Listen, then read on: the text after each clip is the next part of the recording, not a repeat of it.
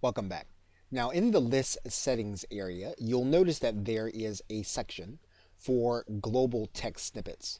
And global text snippets are going to be pieces of code that you're going to be putting inside of your emails that you use on a regular basis.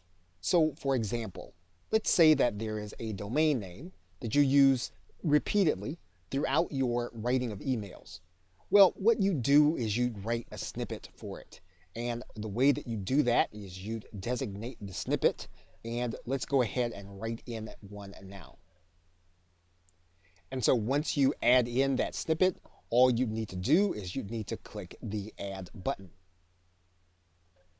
Now this snippet will now be available to you inside of your emails so that you will be able to use it.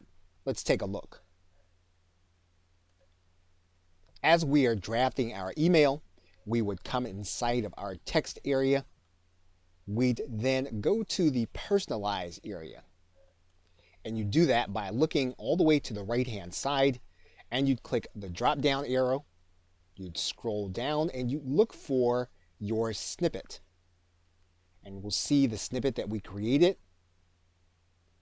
And then what will happen is when our email is actually sent, our domain name will appear there because we've actually placed the snippet code here inside of our email. What this does is it helps us to save time and effort and to focus on the message of our email. Okay, so with that, thanks, and I will see you in another video.